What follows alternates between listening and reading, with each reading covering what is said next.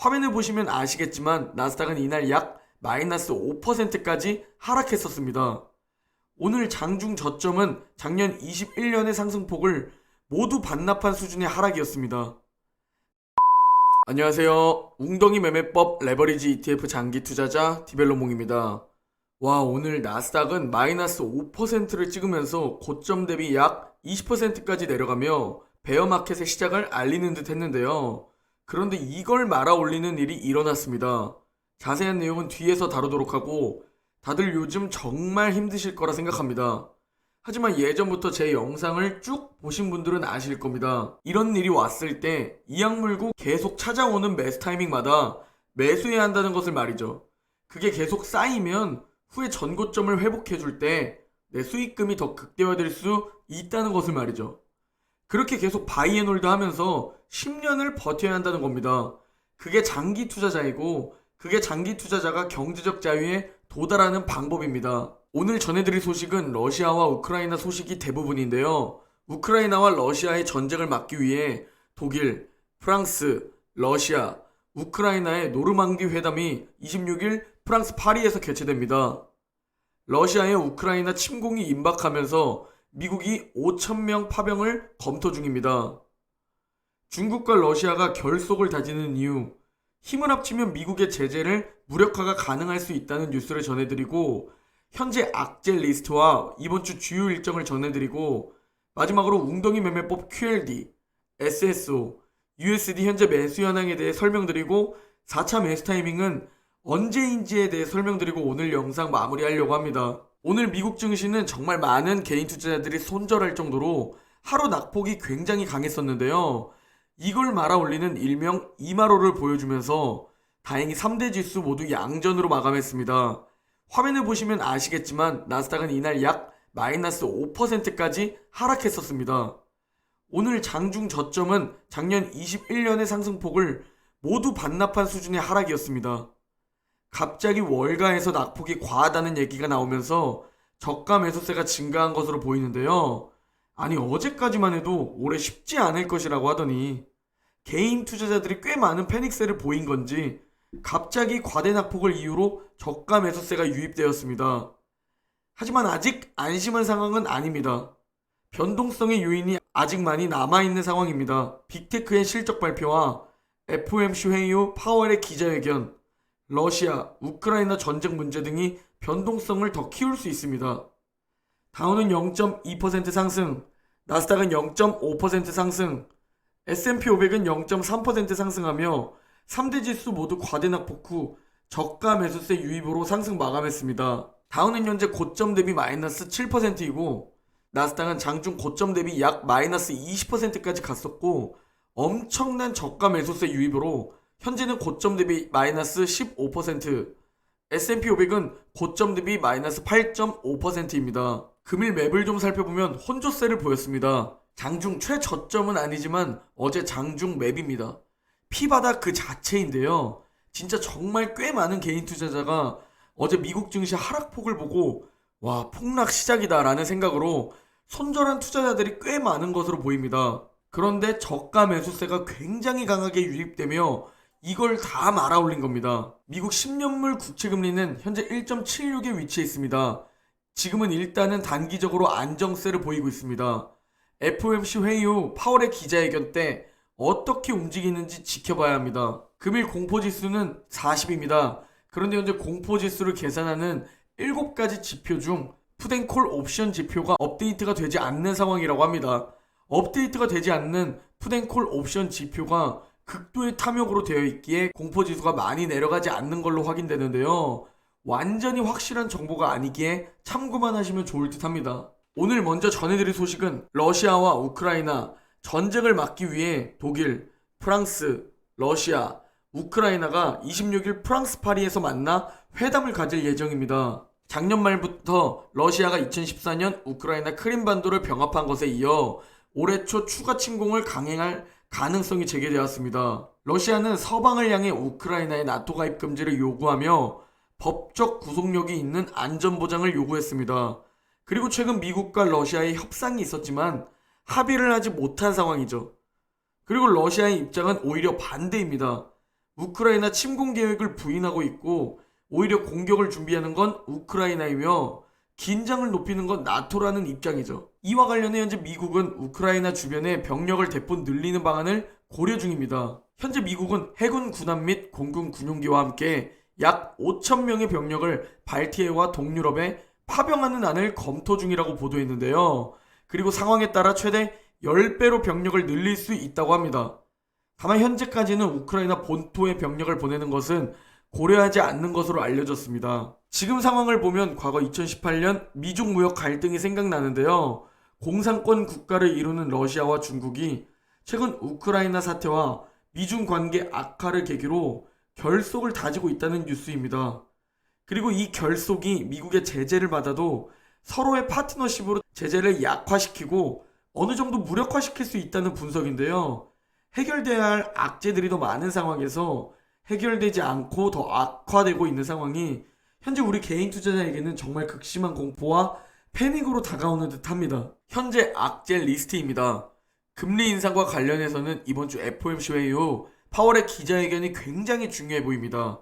현재는 올해 7회 금리 인상과 조기 양적 긴축, 그리고 금리 인상도 0.25가 아닌 0.5%포인트씩 늘려야 한다는 의견이 나오면서 지난주에 증시가 굉장히 약세였었는데 파월의 기자회견이 어느 정도 불확실성을 해소시켜줄지 지켜봐야 합니다.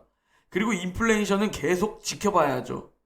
많은 전문가들의 말대로 올해 말 어느 정도 떨어지는 그림이 나올지 아니면 잡히지 않는 그림이 나오면서 더 강한 긴축이 나올지, 그리고 이번 주 가장 시장에서 주목하고 있는 러시아와 우크라이나 전쟁에 대한 두려움입니다.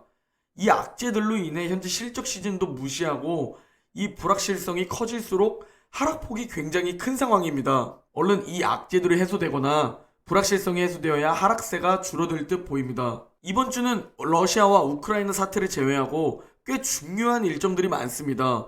먼저 한국 시간 기준으로 이번 주 목요일 새벽 4시에는 연방공개시장위원회 성명서가 공개되고 또 같은 시간 4시에 미국의 금리 인상 여부가 결정됩니다. 그리고 4시 30분에는 파월 의장 FOMC 기자회견이 있습니다.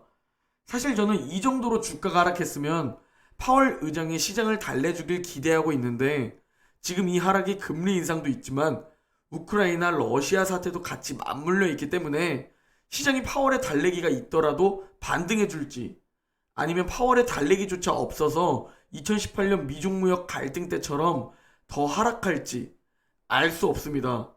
하지만 웅덩이 매매법 4차 매수 타이밍은 거의 2년에 한 번 정도 찾아옵니다. 2016년 금리 인상 이슈, 2018년 미중무역 갈등, 2020년 코로나, 그리고 현재 2022년이죠. 사실 부디 오지 않고 반등해주길 바라보고 있습니다. 이번 주 주요 기업들의 실적 발표를 살펴보면 25일 화요일에 마이크로소프트의 실적 발표가 있습니다. 지금 증시가 반등해주려면 실적 발표가 잘 나와야 하고 파월의 달래기가 중요해 보입니다. 그리고 수요일엔 테슬라, 인텔, AT&T, 보잉의 실적 발표가 있죠. 목요일엔 애플, 비자, 마스터카드, 맥도날드의 실적 발표가 있고 금요일엔 쉐브론의 실적 발표가 있습니다. 자, 이제 웅덩이 매매법 QLD, SSO, USD 현재 매수 타이밍과 매수 현황입니다. 먼저 나스닥 200레버리지 QLD 일봉 차트입니다. 어제 QLD는 마이너스 11%까지도 찍었는데요. 정말 고통스러우셨을 겁니다. 솔직히 손절하신 분들도 계실 거라 생각하고 앞으로 본전 손절하실 분도 있을 거라 생각합니다.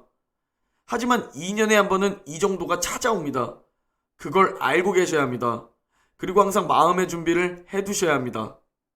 현재 저는 화면의 검정 박스에서 2차 매수를 완료했고 그리고 3차 매수까지 완료한 상황입니다. 그리고 지금은 정말 더 하락한다면 반등 주는 척하고 다시 하락, 즉 계단식 하락 때 나오는 4차 매수 타이밍을 기다리고 있습니다. 만약 4차 매수 타이밍까지 오지 않는다면 증시가 반등을 해주었거나 박스권에서 횡보를 하는 상황일 겁니다. 박스권에서 횡보를 하면 곧 다시 120일선을 뚫었다가 다시 닿을 겁니다. 그러면 그땐 4차가 아닌 다시 3차 매수 타이밍으로 계속 분할 매수하시면 됩니다. 이렇게 글로 보고 말로 들으면 이해가 어렵기 때문에 바로 실제 차트를 보면서 설명드릴 텐데요. 그 전에 3차 매수 타이밍과 4차 매수 타이밍에 대해 설명을 드리겠습니다. 작년 코로나 폭락 때의 차트를 가지고 왔는데요. 61선 부근에서 2차 매수 타이밍입니다. 5일 동안 2차 매수를 진행하면 되고 그 주가가 더 내려와 121선 3차 매수 타이밍까지 내려오면 3차 매수를 5일 동안 진행하면 됩니다. 121선 부근 3차 매수 타이밍에서 분할 매수를 하고 있는데 RSI가 30 아래로 내려왔다고 4차 매수 타이밍이 아닙니다. 그래서 지금이 4차 매수 타이밍이 아닌 겁니다. 4차 매수 타이밍은 3차 매수 타이밍 때 RSI가 30 아래로 내려왔다면 매수하지 않고 기다리고 3차 매수 타이밍에서의 분할 매수가 모두 끝나고 나서 RSI가 올라갔다가 만약 다시 내려와서 RSI 30 아래로 다시 내려온다면 그때가 마지막 4차 매수 타이밍입니다. 화면을 보시면 조금 이해가 편하실 듯 합니다. 다음은 S&P 500 이베레버리지 SSO 일봉 차트입니다. SSO 역시 2차 매수는 완료했고 현재 3차 매수 타이밍 4일차 매수를 완료했습니다. 오늘까지 마지막 5일차 매수하면 SSO도 3차 매수 타이밍이 끝나고 잠시 관망하게 됩니다. 그리고 4차 매수 타이밍을 하게 될지 아니면 이대로 반등을 해주게 될지 그건 3차 매수하고 관망하면서 대응해야죠. 다음은 반도체 이베레버리지 USD 일봉 차트입니다. 투자를 마음먹고 소액 적립을 시작하자마자 거의 폭락을 겪고 있는 USD입니다. 오히려 이렇게 초반에 큰 조정이 온 게 다행이라는 생각이 들 정도입니다. USD 역시 2차 매수는 모두 완료했고 SSO와 마찬가지로 3차 매수 타이밍 4일차까지 매수 완료했습니다.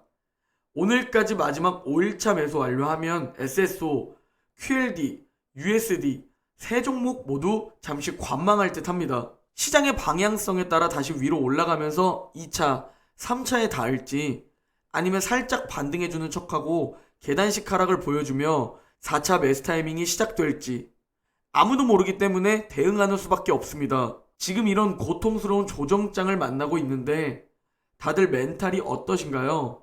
본전 오면 팔고 다시는 주식 안 해야지 라는 심정인가요? 아니면 지금은 2년에 한 번 오는 기회다 라는 심정인가요? 개인의 투자 성향은 다 다릅니다. 내가 주식의 변동성을 버티는 성향이 아니라면 부동산에 투자하는 게 훨씬 좋을 수 있습니다. 지금은 일종의 장기 투자 테스트라고 생각합니다. 제가 예전부터 말씀드렸지만 장기 투자를 마음먹은 1000명 중 999명은 결국 장기 투자에 실패한다는 통계가 있다고 설명드렸죠. 그리고 우리가 그 999명이 되지 말자고 계속 말씀드렸습니다. 지금 이런 조정장과 혹은 더 센 폭락장에서 999명은 떨어져 나갑니다. 미국 주식은 우상향한다는 확신이 있지만 막상 그 주가와 차트에 내 계좌가 담겨 있다면 심리 때문에 결국 장기 투자가 망가진다는 겁니다. 왜냐면 저의 경우로 예를 드리자면 수익 2천만 원이 현재 마이너스 1000만 원 정도까지 내려와 있습니다. 대부분의 투자자라면 다음번 고점 신호에서는 현금화하고 다시 조정을 기다려야지 라는 생각을 할 겁니다. 그런 생각이 드신다면 실제로 그렇게 해보시고 다시 지금과 같은 조정장을 기다리시면 됩니다. 내가 매도하고 더 상승해 보시면 또 그때는 생각이 달라질 겁니다. 그래서 원칙이 중요한 겁니다. 전제 원칙인 적립식 장기 투자에서 그냥 아무 때나 사는 게 아닌 조정장에서 계속 줍줍하는 겁니다. 지금은 버티면서 매수 타이밍마다 계속 분할 매수하는 겁니다. 오늘 영상은 여기까지입니다. 모두 행복한 하루 보내시고 내일 영상에서 뵙겠습니다.